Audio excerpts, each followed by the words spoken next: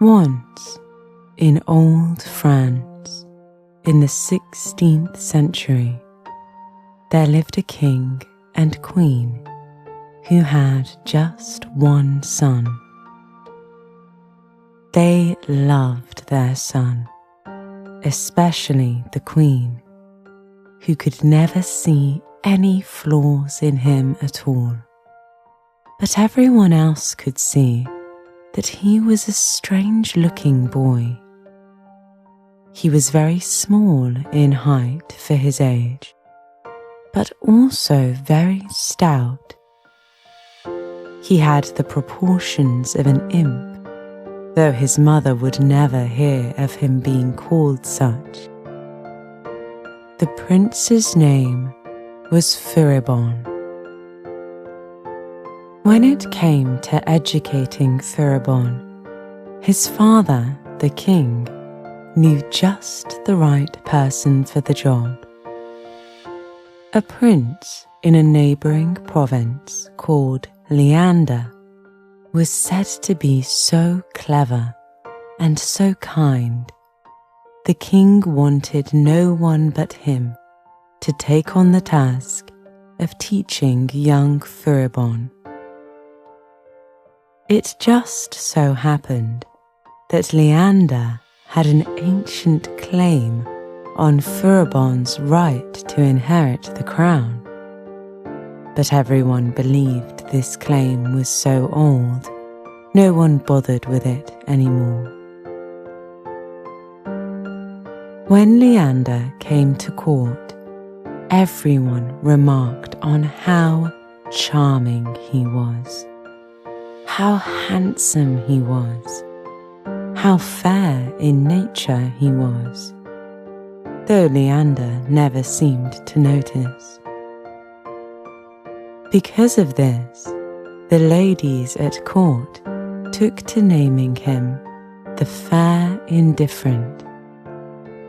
On the contrary, Furibon teased them endlessly, and they disliked him very much, partly because he was not so handsome as Leander, and partly because his teasing was so mean to them. Leander barely seemed to notice any of this, and was simply intent on teaching Furibon and being his friend. One fine day, while the sun was high in the sky, ambassadors from a faraway collection of islands came a-calling at the palace. When they saw Furibon and Leander together, they instantly bowed to Leander and treated him as if he were the prince in residence. Leander tried to explain, but the ambassadors did not understand his language, being from so far away. He tried to show them by kneeling before Furibon, who was the real prince, but they thought he was playing a joke, and they laughed along.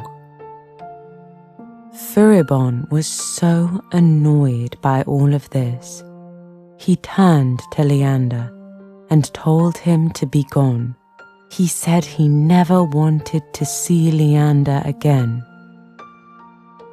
Leander returned to his father, who was most upset by Furibon's words to his son. Leander soon settled back where he was. Leander was always a boy who could find happiness and joy in any place and in any situation. He fished, he painted, he gardened, he walked and hiked. One day, while he was out walking in the most remote areas of his father's estate, he came across a grass snake that shimmered along through the undergrowth. Behind the snake, prowled one of his father's gardeners who was looking for the snake.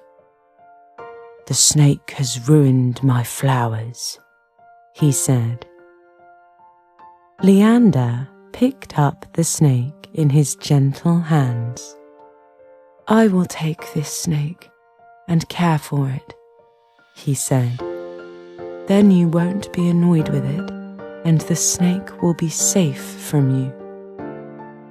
Meanwhile, back at the palace, the ladies at court all mourned the loss of fair Leander, and seemed to dislike Furibon still more and more. Furibon was so annoyed by this. He had got rid of Leander, and still everyone preferred him. He sat and he thought, and decided it was time to get his own back on Leander. Why should Furibon be second in anyone's favour to Leander? Furibon was the prince, after all. Furibon hatched a plan. He saddled his small horse, and he took with him only those he trusted the most, and off they set to the estate of Leander's father. They rode through the trees, and after a while they spotted Leander. When Leander saw Furibon, he kneeled before him, and to his great surprise, Furibon greeted him warmly, like a friend. He then asked Leander if he would ride with them, to which Leander replied he would. They rode through the woods until they came to a place where Furibon knew a pack of wolves lived. His plan was to scare Leander, but when one of the wolves leapt at them, it was Furibon who was terrified, and Leander who quietened the wolf and made the animal more docile. Furibon was once again annoyed by this turn of events, and he raged at Leander. Leander went home and felt so despondent. He went to see the snake he had made a pet of, but when he got there, he found in its place a fairy, and the fairy spoke. "I am genteel," she said. "My people are a fairy people, and every 7 years we take the form of a grass snake. This is a very dangerous time for us, as many people wish to be rid of snakes. But you have saved me and kept me safe, and now I wish to repay you. What would you like? I can make you a king, richer than imagination, more handsome than you already are. I can make you a great poet, a painter, a musician, anything you want. I can even make you a spirit." "A spirit?" he asked. "Yes. Oh, to be a spirit means you can go anywhere and do anything. You can fly through the air. You can travel through the ocean, wherever your heart desires." Leander could think of nothing he would like better right now than to be able to leave this place and travel anywhere else. So he asked to be a spirit. Gentile passed her hand over his face, and then she produced a red hat and lay it atop his head. "When you wear this hat, you shall be invisible, and when you take it off, you shall be visible again." Leander was delighted with this and instantly put on the red hat. He felt his body become as light as air itself, and he flew with the breeze until he reached the woods again. Here he picked 3 beautiful wild roses and took them back to Gentile. He wanted to give them to Gentile as a thank you, but she told him to keep them. "One of these roses shall bring you money," she said. "One shall keep you well, and one shall tell you, when laid against your love's cheek, if she truly loves you." Before Leander had a chance to thank Gentile, she disappeared, and Leander was left there with his gift, the greatest gift. He sat for a moment and thought about all he could do and where he could go. But the thing he found he would most like to do was use his new gift to enact some kind of revenge on Furibon.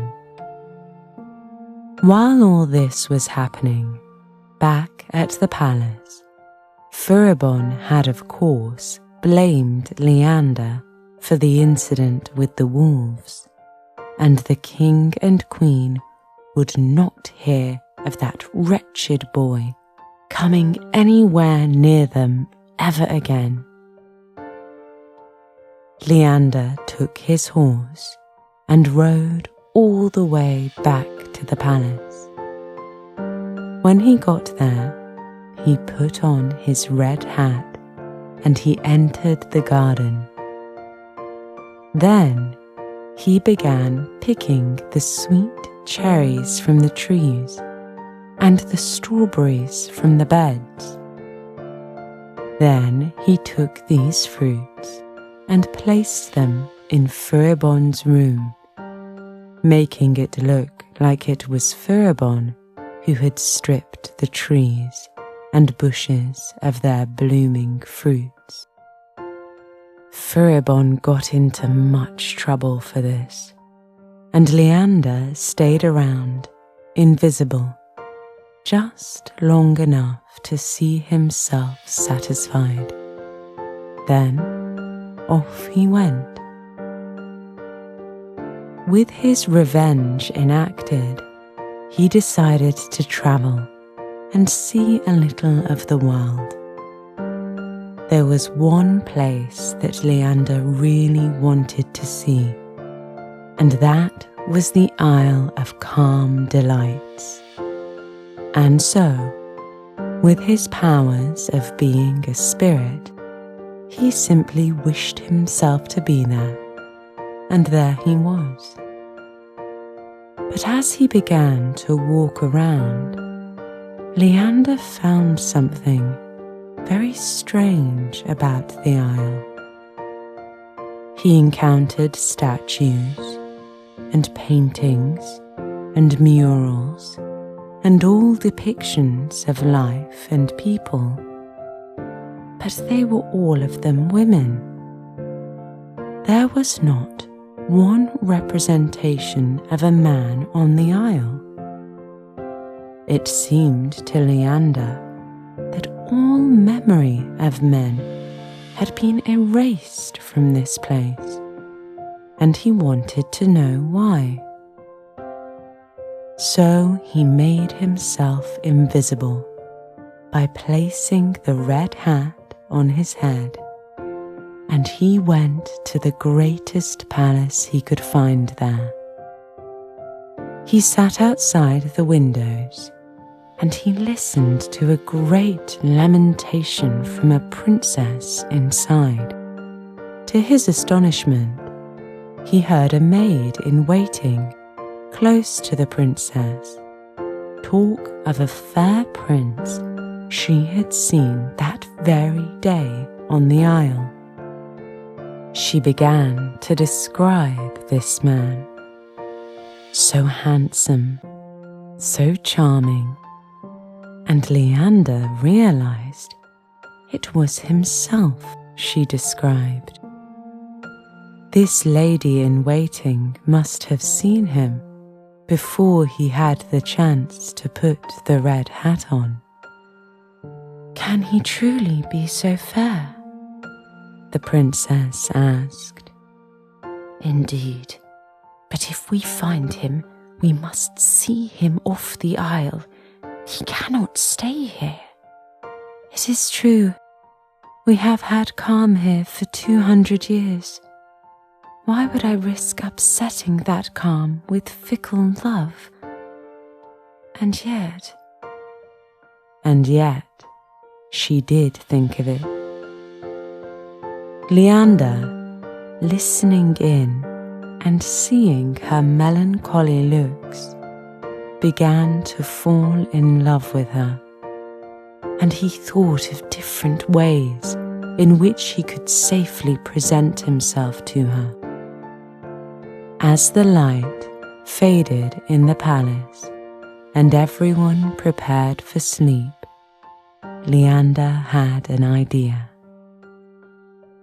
He went tiptoeing around inside the palace, and he found himself a canvas and some paints.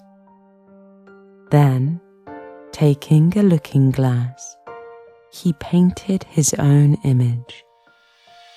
Leander was a brilliant artist, and the work of art was just as his reflection was. He placed the canvas in the princess's room, and he went and found a spare bed for himself to sleep in. The next morning, the princess was astonished to find this painting of such a handsome prince in her room. But she knew instantly who it must be. But he couldn't have come here. No man was allowed here. She called her lady-in-waiting to her room, and she asked her about the painting. "I have never seen it before," the lady said. But the princess was sure it must have been her who painted it and left it there. "You are the only one who has seen him," she reasoned. For some time, Leander stayed invisible at the palace, and the princess remained bewildered by the events that had happened. As time went on, she began to grow more melancholy, until all she seemed to do was daydream and sigh. After some time like this, Leander decided it was time to reveal himself. After all, if she loved him how he loved her, they should surely meet. And so, in her presence one day, he slowly removed his hat, and there he stood. The princess at first thought him a statue, some magic, some trick her own mind was playing perhaps. But little by little she calmed, and she looked on Leander's fair features, and she knew this was her true love. Meanwhile, back at the palace of Furibon, he was plotting to get back at Leander again. He knew that Leander had somehow managed to get him in trouble with the fruit, and he swore his revenge.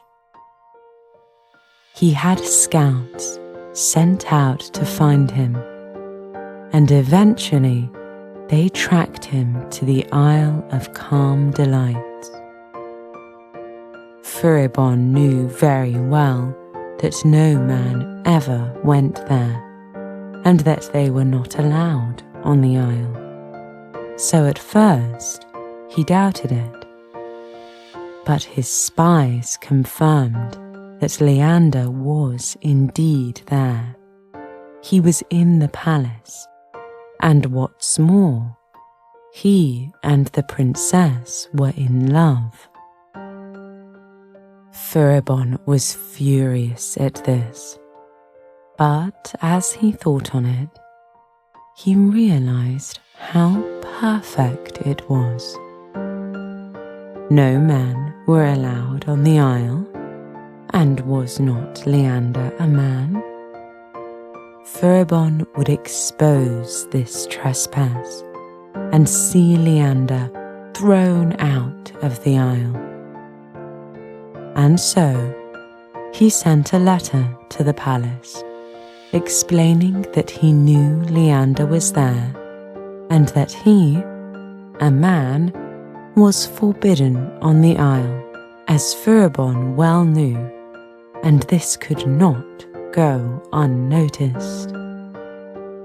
In this time, the princess and Leander had grown very close.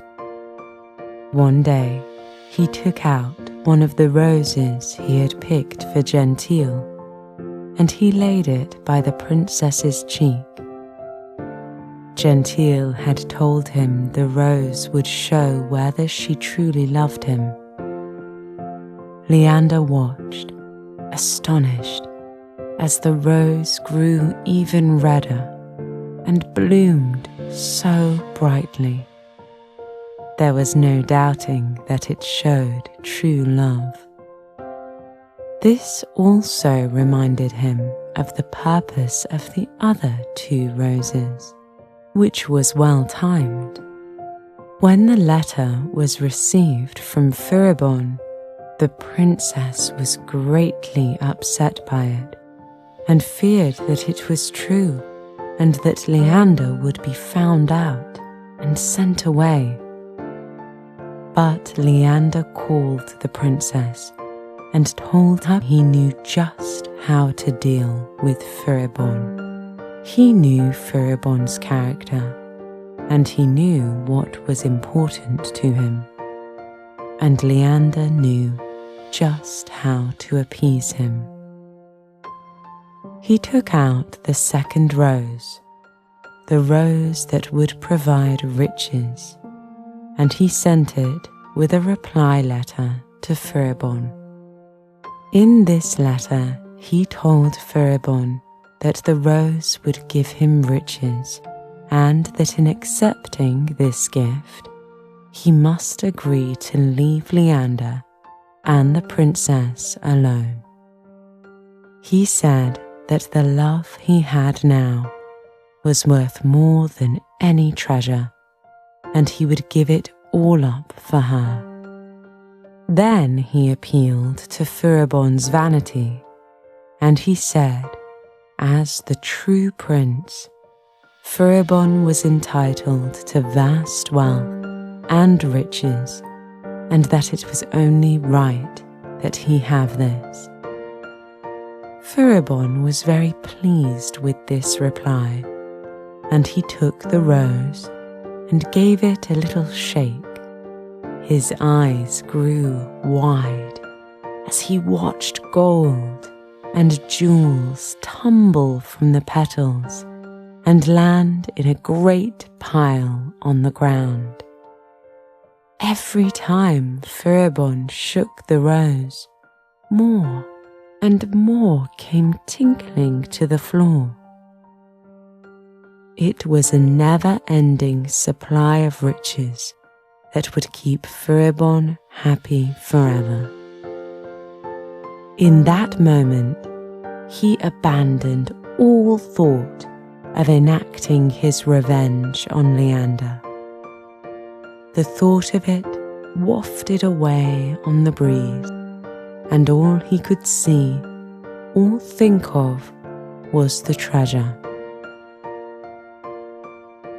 Furibon never did again bother Leander, but on the Isle of Calm Delights, all was not yet as calm as it might be. There was still a forbiddance of men on the isle, and now Gentile did arrive to see for herself what was taking place. When the princess saw Gentile, she gasped. "It is my fairy aunt," she said. "She has come to send you away. I'm sure of it." Leander was prepared to see Gentile again, and when he did, he spoke to her in the softest of tones. "You have given me 3 gifts of invisibility, wealth, and the ability to tell if my love truly loved me. Why would you have given me that last, and then deny me that love?" Gentile spoke carefully and gently as she said, "For 200 years the isle had been without men because the queen's heart had been broken, her own sister, and Gentile had sworn to keep it calm on the isle, with no possibility of broken hearts. But now I see the beauty of love is here," she said, "and I lift the ban on men on the isle. You two must promise to always love and respect each other, and you must promise that no hearts will be broken." And that they could both easily promise. So the happy couple were married, and for the first time in 200 years, there was a prince in residence on the Isle of Calm Delights. They always kept love in their hearts, and they showed the respect Gentile was due. Leander put his red cap away in a chest in the basement, for he had no more use for invisibility or to be a spirit. The isle continued to live in calm and in harmony, and little by little, more men were permitted to join the community. Leander and his princess walked the grounds lazily in the warm afternoons, and in the evenings they retired to their bed, and they snuggled down cosily. There was no place calmer than their own bed, and with happiness in their hearts and wonder at all that had happened, they drifted into a restful sleep.